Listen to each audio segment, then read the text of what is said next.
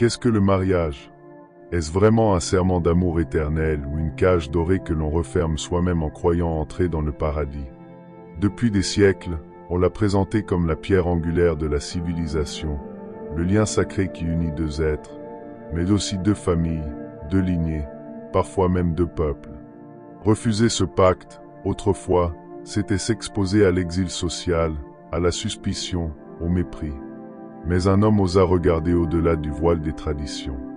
Un philosophe qui ne craignait pas de briser les idoles, Friedrich Nietzsche. Pour lui, le mariage n'était pas ce temple sacré que l'on glorifiait dans les sermons et les coutumes. Il y voyait un piège, une promesse de tendresse et de chaleur qui, tôt ou tard, se transforme en étouffoir pour l'esprit, une douce prison qui ronge la volonté et émousse le tranchant du génie. Ce constat n'était pas né d'un simple échec amoureux, mais d'une lucidité implacable sur la nature humaine. Nietzsche avait connu l'amour. Il avait même demandé la main de Lou Andreas Salomé, qui le rejeta. Mais loin de le briser, cette solitude devint son creuset. Sans femme, sans enfant, sans table où l'on réclame sa présence, il put donner naissance à ses œuvres les plus fulgurantes. Ainsi parlait Zarathustra, par-delà le bien et le mal, la volonté de puissance. Posez-vous cette question. Ces livres auraient-ils vu le jour si ces nuits avaient été occupées par les devoirs conjugaux et les cris d'enfants? Lui-même en doutait, car Nietzsche ne voyait pas l'amour comme une douce harmonie. Il le définissait comme un champ de bataille.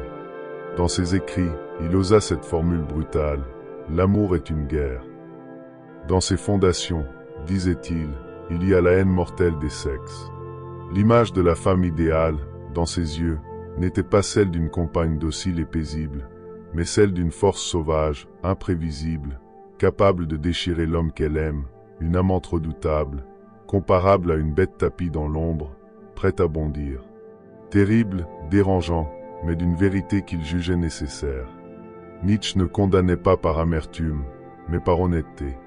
Il croyait que, sous le masque romantique du mariage, se cachaient des instincts plus obscurs, le besoin de sécurité, de contrôle, de possession, des forces qui, bien loin d'élever l'homme, l'éloignent de sa quête de liberté, de vérité et de grandeur. Le mariage, à ses yeux, n'était pas une décision intime. C'était une prison culturelle, un contrat imposé par la société et validé par l'habitude, mais rarement inspiré par la passion véritable. Et pourtant, même Nietzsche ne pouvait nier la séduction du mythe. Il écrivit un jour, « Le mariage est la volonté de deux êtres d'engendrer l'être qui sera plus grand qu'eux. » Quelle vision noble, presque poétique. Un projet créateur, une union qui donnerait naissance à quelque chose de supérieur. Mais combien de mariages atteignent réellement ce sommet? La plupart, pensait-il, ne sont que des compromis qui réduisent les deux êtres à des rôles convenus. Et dans cette banalité, l'étincelle créatrice s'éteint. Nietzsche allait plus loin encore. Il avertissait les jeunes hommes du danger de se marier trop tôt.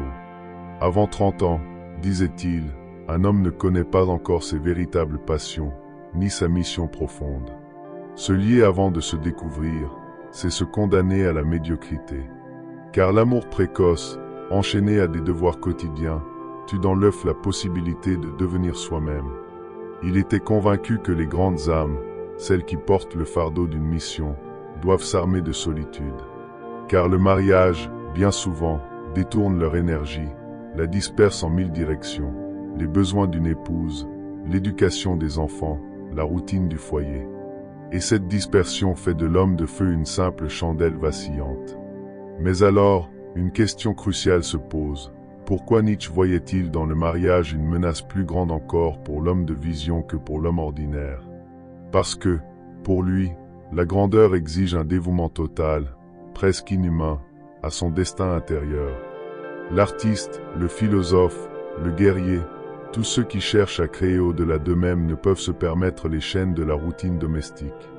Le mariage, prévenait-il, demande stabilité, paix, compromis. Or, la grandeur se forge dans le risque, la lutte, le tumulte. Ce n'était pas une condamnation des femmes, mais un avertissement contre l'illusion que le mariage est le sommet de la vie, alors qu'il peut être, pour certains hommes, l'enterrement prématuré de leur génie. Et c'est ici que le dilemme prend toute sa force, accepter le confort ou protéger sa liberté au prix de la solitude. Mais dans cette tension, une question reste suspendue, brûlante comme une braise. Un homme peut-il vraiment rester grand sans céder à l'appel du foyer? Ou le prix de sa liberté est-il trop lourd à porter?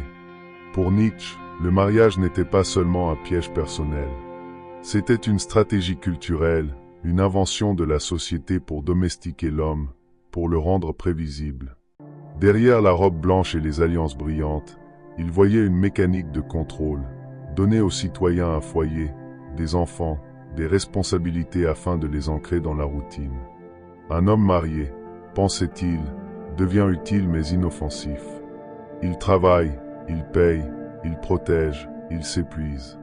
Il est lié par 1000 fils invisibles et ses rêves les plus audacieux s'étiolent dans le silence du devoir. Alors, il posait cette question qui dérange encore aujourd'hui.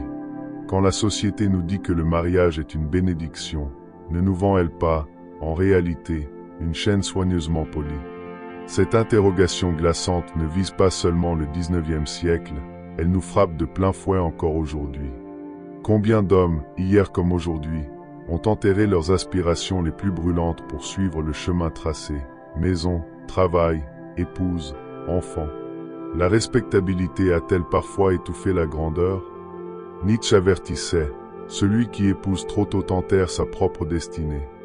Dans sa vision, l'homme ordinaire trouve dans le mariage la stabilité nécessaire pour survivre. Mais l'homme de vision, lui, doit s'en méfier comme d'un poison, car sa flamme intérieure ne tolère pas les compromis. Le danger n'est pas l'amour en lui-même, et il le considérait comme une force sublime, mais la manière dont la société le capture, le transforme en devoir, en contrat, en cage. Il voyait l'amour sauvage, incandescent, réduit à une paperasse légale et à une habitude quotidienne. Et il lançait ce cri d'alarme, le jour où l'amour devient obligation, il cesse d'être amour. Imaginez cette transformation, ce qui commence par une passion brûlante, des regards qui se consument, des promesses murmurées au clair de lune finit souvent par une routine où le cœur bat au rythme des factures et des rendez-vous manqués. Mais Nietzsche ne s'arrêtait pas à une simple critique. Il traçait une frontière nette entre deux mondes, d'un côté, celui de la création, exigeant intensité et solitude, une dévotion totale au travail intérieur, de l'autre, celui du confort domestique, rassurant mais insidieusement destructeur. Et dans cette fracture, il voyait des destins brisés. Car combien de génies potentiels n'ont jamais laissé éclore leur lumière, sacrifiés sur l'autel du quotidien. C'est pourquoi il affirmait, le mariage est souvent le tombeau des grands hommes. Un avertissement dur, brutal, mais qui résonne comme une vérité inconfortable. Car la société aime les hommes mariés, ils sont stables, dociles, intégrés. Mais les hommes libres, eux, sont dangereux. Ils dérangent, ils inventent, ils bouleversent l'ordre établi. Et peut-être est-ce pour cela que l'institution du mariage a été glorifiée, pour garder la majorité tranquille et pour éteindre la minorité qui aurait pu tout changer.